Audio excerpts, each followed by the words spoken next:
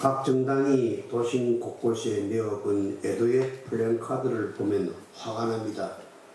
그 누구도 내 탓이요, 내 탓이요, 내 탓입니다 하는 사람은 하나도 없습니다. 국민을 애도할 일이 없도록 만들어 달라는 그래서 권한을 우리가 정치가들에게 위임했지만 그들은 애도하는 척만 했지 진심으로 애도하지 않습니다. 스스로 나라의 큰 스승임을 자칭하는 어떤 사람은 이태원 참사가 우리에게 좋은 기회라고 하면서 더 많은 사람이 죽어야 세계가 대한민국을 돌아본다고 했습니다. 이건 차마 인간의 말이라고는 할 수 없는 말입니다.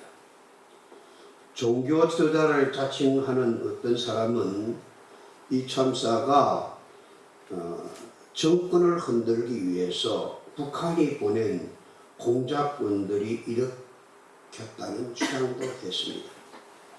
이 말도 참담하기 이를 데 없는 말입니다. 또 어떤 이들은 무능한 정부가 일으킨 참사이니 대통령을 탄핵해야 된다고 하면서 시민단체의 이름으로 촛불 집회를 일으켰고 책상에 앉아서 자기들의 미래를 위해서 준비하며 공부해야 될 중고등학생들까지 데모 대열에 내뭅니다.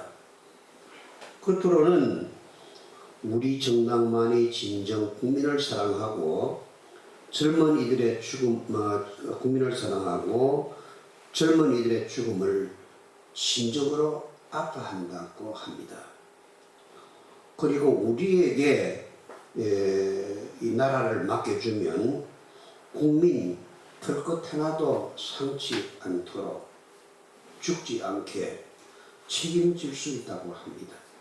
차마 참담한 말입니다. 사람이 어찌 사람의 죽고 사는 것을 책임질 수 있겠습니까? 이들은 스스로 신이 되려고 하는 자들입니다. 그래서 시편 시인의 호소가 천둥소리가 되어 저의 깃절을 때립니다. 하나님이여 일어나십시오. 주님이 소송에서 이기십시오.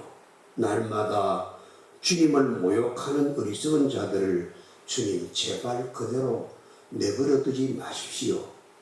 시편 74편 22절의 말씀입니다. 우리는 이런 착잡한 마음으로 추수감사주의를 맞이하려고 합니다. 우리는 올해 추수감사주일은 온 국민이 함께 호수단 평화를 누리고 따뜻한 감사의 마음을 함께 나누는 시간이 되기를 기대했습니다. 1년을 살아내면서 어려움이 없었던 것은 아니지만 그런 어려움 속에서도 우리를 지키시고 돌보시고 생기를 불어넣으셨던 주님을 마음껏 찬양하고 싶었습니다.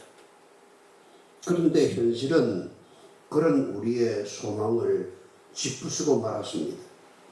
그래서 어떻게 온 국민들이 다 이렇게 울고 있는데 온 국민이 정신없이 슬퍼하고 있는데 우리끼리 추수감사 예배를 드려야 할까 드리지 말아야 할까 저는 잠시 고민에 빠졌습니다.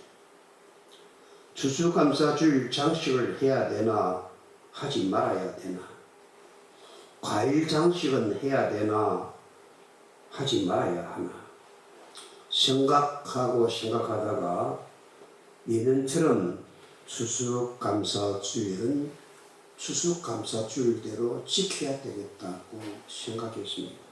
그것은 제가 다음의 이야기를 읽고서 얻은 결론입니다. 기찻길이 지나가는 작은 시골에서 한 농부가 열심히 밭을 일고 있습니다. 땀을 뻘뻘 흘리면서. 일하던 농부는 이제 해도 뜨겁고 흙이도 져서 식사도 하고 잠시 쉴 생각으로 그늘에 앉아서 도시락을 먹었습니다.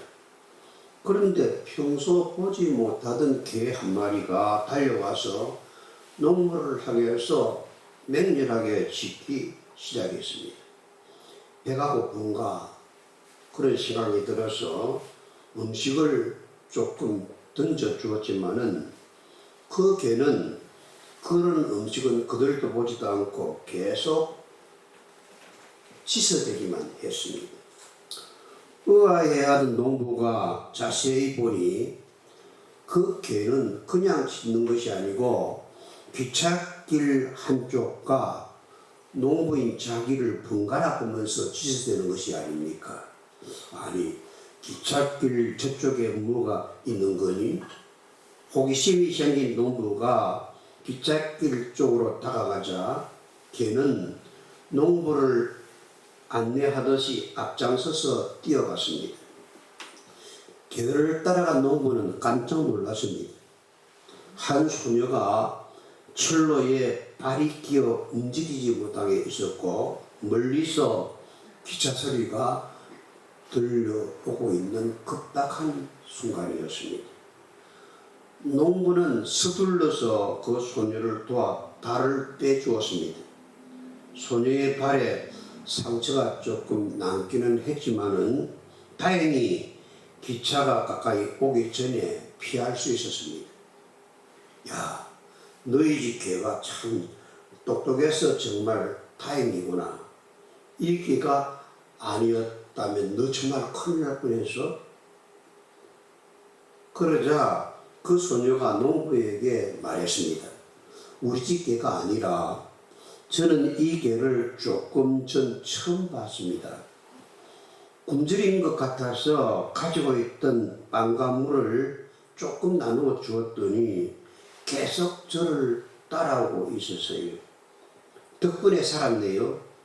정말 고마운 개입니다. 동물들의 사랑에는 계산이 없기에 배울 것이 있습니다. 때로는 빵 한 조각처럼 작은 사랑이라도 그 안에 진심이 담겨져 있으면 동물들은 그 은혜를 갖기 위해서 자신의 목숨마저도 마저하지 않는 법입니다. 만물의 영장이라고 하는 우리는 그래도 개보다는 조금 나아야 하지 않겠습니까? 개도 빵 한 조각에 그 은혜를 보답할 줄 아는데 하나님은 올 1년 동안 저희를 지켜주시지 않았습니까? 그래서 온 국민이 이태원 참사로 인하여 슬퍼하는 중이지만 그래도 우리끼리라도 감사제를 올리는 게 슬퍼하는 국민들에게 우리가 눈치가 좀 보이기는 하지만은 그래도 감사는 해야 되겠다고 저는 작정을 했습니다. 다음 주일은 추수감사주일입니다. 이 강단 앞에 진설에 놓을 과일들은 그리고 채소와 곡식들은 이러한 어떤 어려움 속에서도 저희들을 사랑하시는 하나님의 사랑에 대한 우리들의 감사의 표현입니다. 우리가 개보다는 더 감사를 표현해야 되지 않겠습니까? 시련의 시간을 넘어 희망을 파동해야 되는 그런 상징이 우리의 감사입니다. 그래서 우리는 문제 중에도 감사해야 되고 슬픔 중에도 감사해야 되고 눈물을 흘리면서도 감사해야 되는 존재들입니다. 어려운 시간일수록 우리가 누구인지를 꼼꼼하게 한번 되새겨 볼 필요가 있습니다. 지금은 겸허하게 성경에게 우리 인생의 길을 물어야 할 때입니다. 우리가 섬기는 주님이 누구신지를 우리는 분명히 알아야 합니다. 사람들이 모두 감기에 휩쓸린 채 히틀러를 마치 메시아인 것처럼 숭배하던 시기에 독일의 양심적인 목사들은 성경에 의지하여 그 위기를 돌파하려 했습니다. 그들은 예수 그리스도 이외에 다른 주님은 없다고 선포했습니다. 이 말씀을 꼭 들어보세요. 우리에게 다른 주님 없습니다.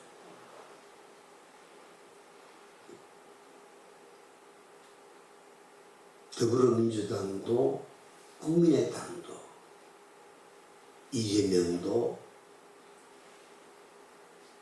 또 윤 대통령도 우리의 구주가 아닙니다.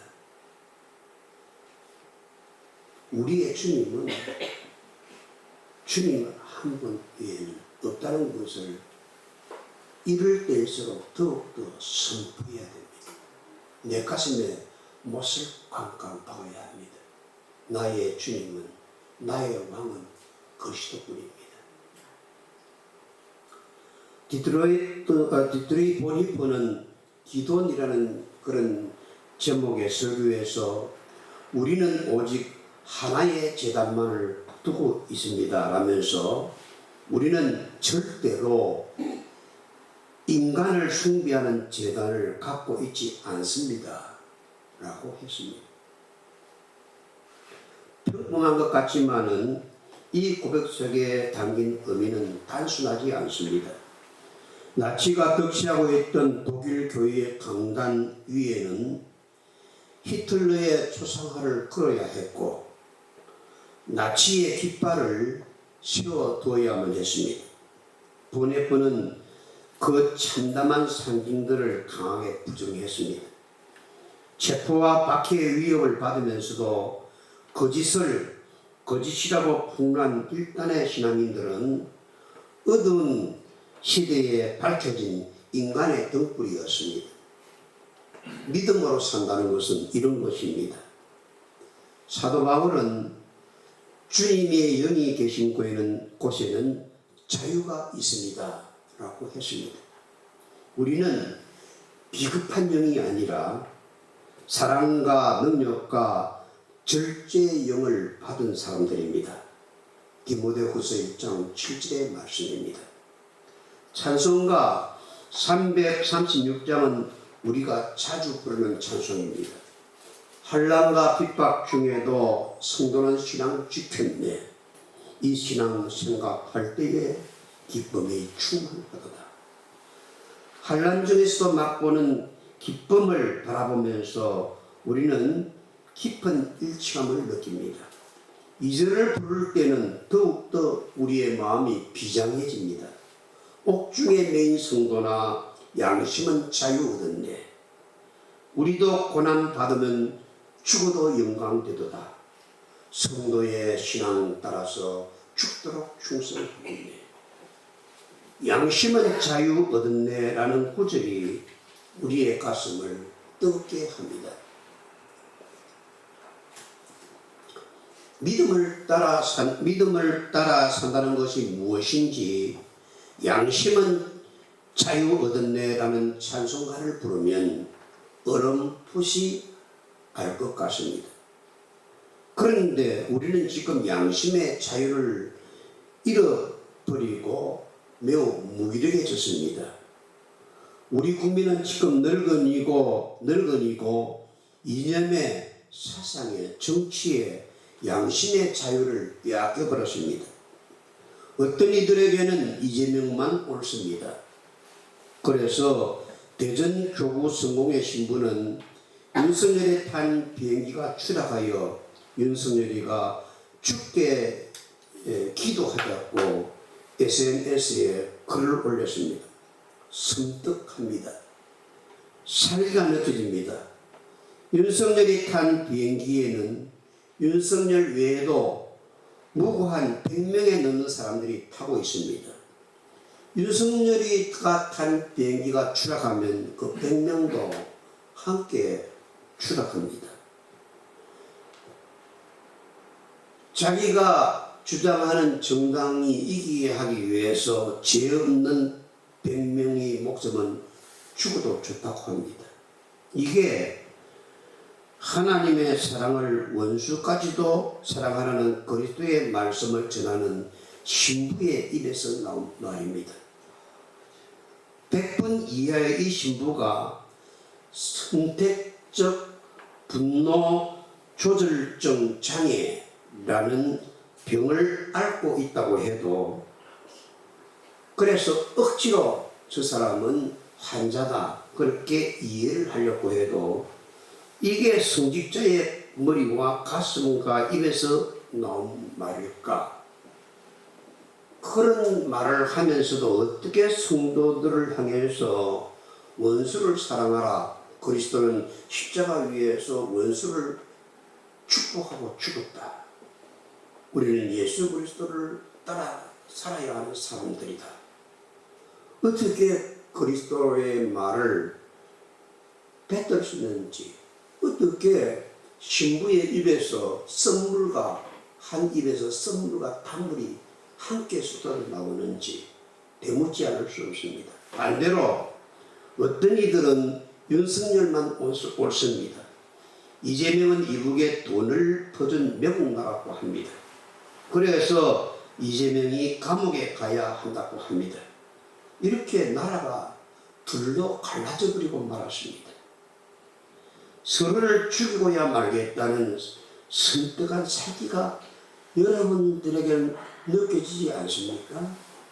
여러분들 그냥 아침에 밥 먹고 점심에 밥 먹고 저녁에 밥 먹으면 저리 어떻게든 우리가 아무 상관이 없다고 그냥 덤덤하십니까? 이번 이태원 사건도 국민의 반은 이재명 때문에 일어났다고 생각합니다. 국민의 반은 윤석열 때문에 일어났다고 그렇게 굳게 믿습니다. 윤석열이 대통령이 아니라면 이런 일이 일어나지 않았으리라고 굳게 믿습니다. 이게 저주의 국거리가 아니고 그 무엇이겠습니까? 안 됩니다. 이래서는 못 씁니다. 젊은이들, 아니 목사나 신부의 뇌도 사상이라는 귀신이 깔아먹어버렸어.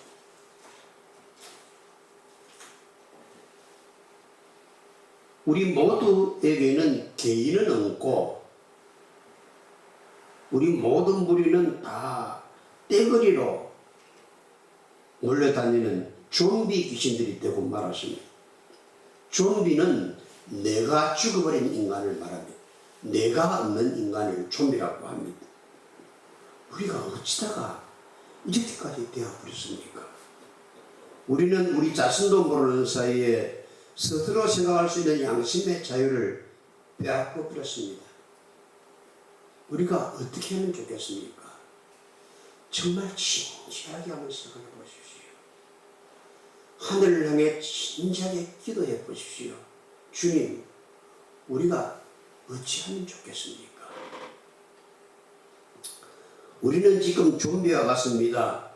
강화문의 용산에 비가 오나 눈이 오나 떼거리들이 몰려다닙니다.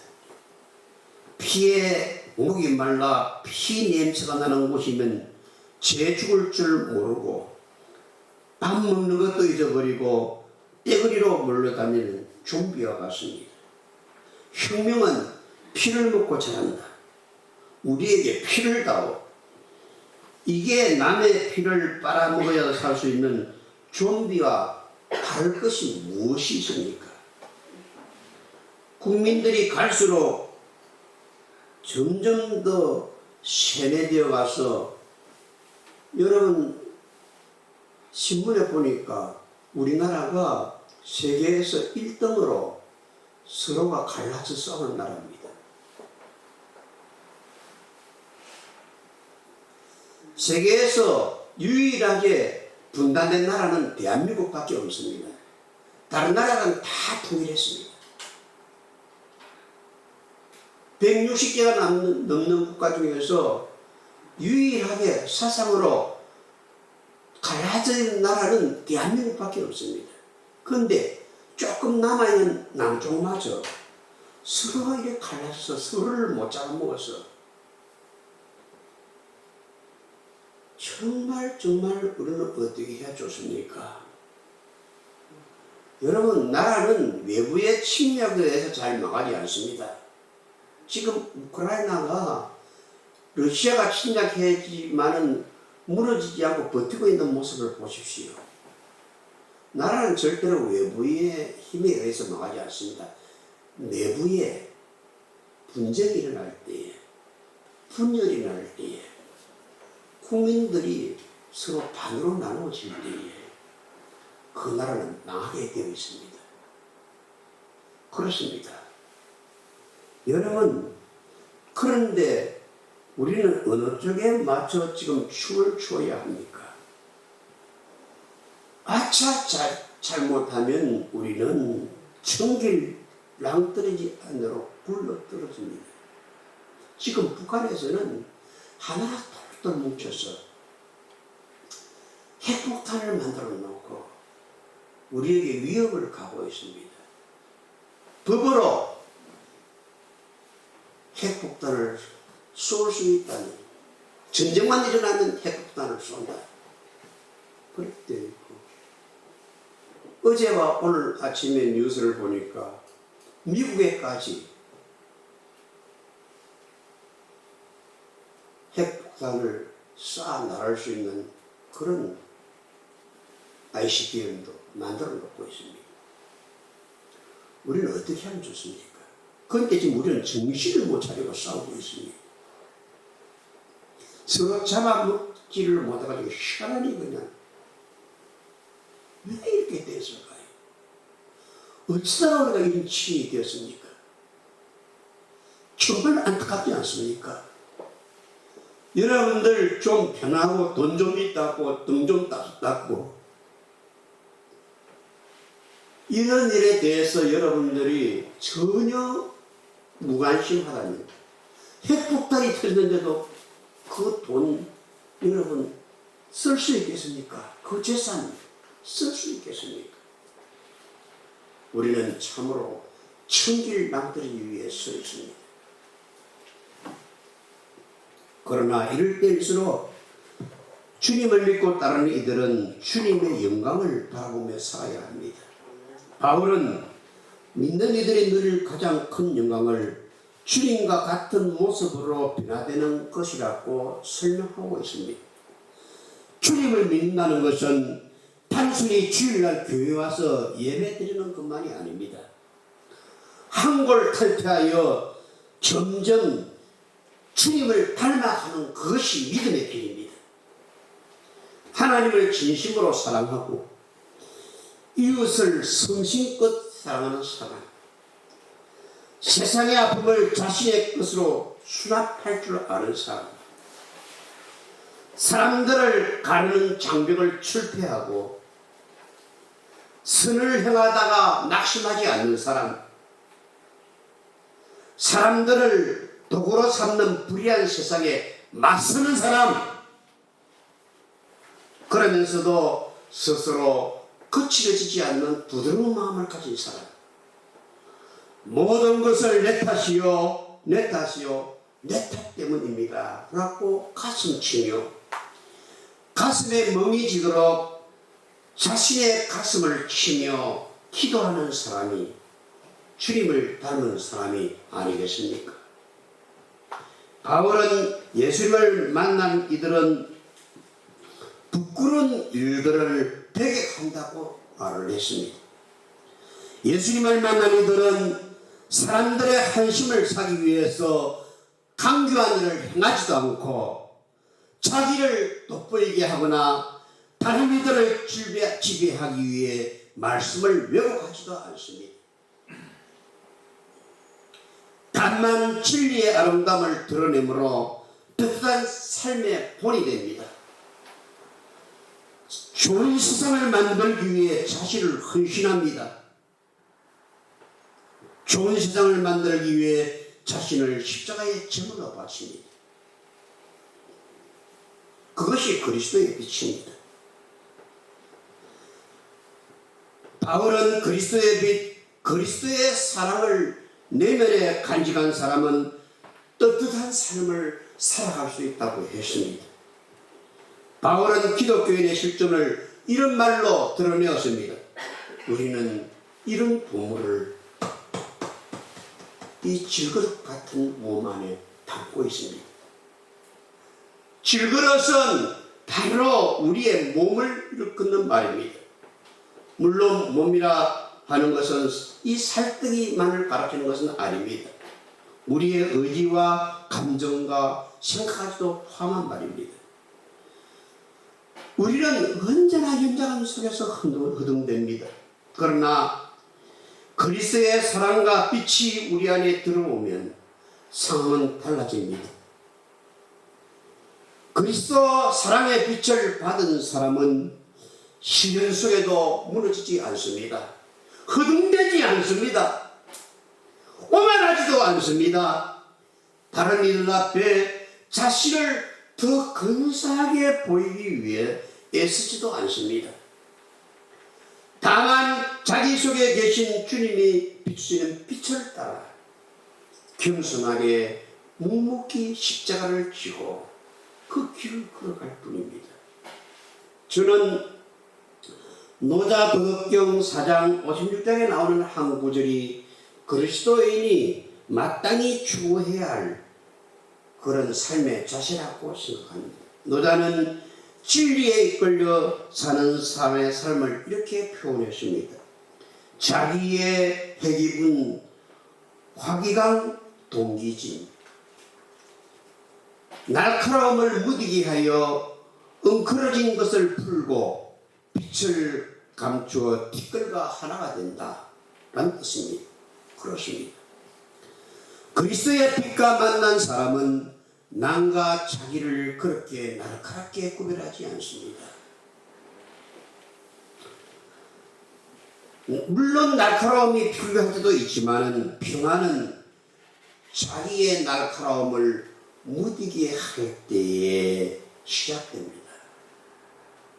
부부의 평화도 한 사람이 자기의 날카로움을 무디게 할 때에 시작되는 것이고, 교회의 평화도 자기의 날카로움을 무디게 할 때 시작되는 것이고, 내 조국, 내 대한민국, 내 결의 평화도 서로가 자기의 날카로움을 조금 무디게 할 때에 시작되는 것입니다. 그러므로 자기를 도드라지게 드러내려는 마음을 내려놓고 스스로 낮은 자리를 선택하는 이들이야말로 그리스도의 제자라고 말을 할 수 있습니다. 어린 시절에 한 감정이 떠오릅니다. 반딧불이를 몇 마리 잡아서 호박꽃 안에 넣고 빙빙 돌리면 호박꽃 등이 환해집니다. 반딧불이를 괴롭힌 것은 미안하지만 그 은하한 빛은 그야말로 평화의 빛깔이었습니다. 작은 반딧불이 꼬리에서 나오는 불이 호박꽃이라는 그 꽃의 투명함을 뚫고 노랗게 밖으로 비추는 그 빛은 참으로 평화의 빛깔이었습니다. 그리스도의 빛과 사랑을 간직한 사람은 반딧불이와 같이 강력해 보이지 않습니다. 오히려 약하게만 하고 의스가 보입니다. 그러나 그는 자기 속에 든든한 기둥을 세운 사람입니다. 아무리 바람이 불어도 오뚜기처럼 그 중심에 그리스도라는 무슨 묵은 반석이 자리 잡고 있습니다. 백불을 불러도 일어나고 천불을 넘어져도 일어나는 사람, 그 사람이 그리스도를 가슴에 품고 사는 사람입니다. 바울은 질그릇에 그리스도라는 평화의 부모를 담고 있는 이들은 이렇게 말합니다. 사방으로 치러들어도 움츠러들지 않으며 답답하고 정말 답답한 일을 당해도 낙심하지 않으며 박해를 당해도 버림받지 않으며 끄꾸러뜨림을 당해도 멸망하지 않습니다. 고린도후서 4장 8절로 9절의 말씀입니다. 어떻게 이런 일이 가능할 수 있습니까? 예수의 죽음을 우리의 가슴에 품고 있기에 그렇습니다. 그 때문에 힘들고 어려운 때일수록 예수의 생명이 마치 호박 꽃잎을 뚫고 나오는 반딧불의 빛처럼 온 세상을 평화스럽게 비추는 것입니다. 나와 여러분들은 그런 사람이 되어야 합니다. 예수의 죽음을 우리는 이미 짊어지고 사는 사람입니다. 나치 시절에 레지스탕스 운동에 참여했다가 처형당했던 이탈리아인의 마지막 편지를 모아놓은 책 속에 한 인물이 남긴 편지에 저 눈길이 오래 머물렀습니다. 알도 메이신입니다. 알도 메이신 신부는 정치적 탄압을 받는 사람들과 유대인 청년들을 자택에 숨겨둔 죄로 독일군에게 체포되어 총사형을 당했습니다. 그는 마지막 순간을 예감하면서 부모님께 이렇게 편지를 썼습니다. 이 엄숙한 순간에도 아버님, 어머님, 저의 마음은 평온합니다. 저는 결코 죄를 짓지 않았으니 양심에 그릴 것이 없습니다. 다름치 않은 잘못을 저지른 것이 아니라 그리스도의 사랑을 실천하려다가 죽음을 맞이하게 되었다는 것을 기억해 달라면서 그는 담대하게 편지를 이어갑니다. 사랑을 위해서만 살고 싶었던 제가 정오에 얻은 폭풍에 휩쓸려 생의 마지막 순간을 맞이하게 되었습니다. 아버지, 어머니, 주는 사람입니다. 그리고 주는 죽지 않습니다. 고로 사랑도 죽지 않습니다. 저는 저를 죽이려는 자들을 위해 기도하며 죽을 것입니다. 저들을 생각하면 마음이 조금 아픕니다. 주의 위대한 용서가 필요한 시간입니다. 저는 자비를 베풀고 싶습니다. 이를 위해 저는 죄로 인해 파멸의 길을 걷게 된 온 세계를 자비로운 영적 포옹으로 따뜻하게 감싸 안습니다. 그리스도의 사랑 때문에 죽음의 길을 가면서도 그는 증오와 원망과 낙심으로 자신을 고문하지 않았습니다. 질거 속에 담긴 보물이라는 것은 바로 이런 것이 아니겠습니까? 말씀을 정리하려고 합니다. 주 예수를 살리신 분이 예수와 함께 우리도 살리시고 여러분과 함께 세워주시리라는 것을 우리는 알고 있습니다. 고린도후서 4장 14절의 말씀입니다. 이 믿음에 있었기에 바울은 자기에게 주어진 쓰라린 잔을 원망도 없이 탈기에 한 방울도 흘리지 않고 모조리 다 마실 수가 있었습니다. 시련과 고통의 골짜기를 믿음으로 통과했기에 바울은 비로소 나는 믿었다, 그러므로 나는 말하였다, 나는 시편의 구절을 담대하게 인용할 수 있었습니다. 이 구절은 시편 116편 10절에 70인역 번역에서 인용한 것이라고 합니다. 새 번역 성경은 이 대목을 이렇게 우리에게 옮겨놓고 있습니다. 내 인생이, 따라서 내 인생이 왜 이렇게 고통스러우냐? 따라서 내 인생이 왜 이렇게 고통스러우냐? 하는 생각이 들 때에도, 따라서 하는 생각이 들 때에도 나는 나의 믿음은 조금도 흔들리지 않았습니다. 시편 116편 10절 내 인생이 참으로 괴롭습니다. 내 인생이 왜 이렇게 고통스럽습니까? 주님 너무하십니다. 내게 왜 이렇게 시련을 주십니까?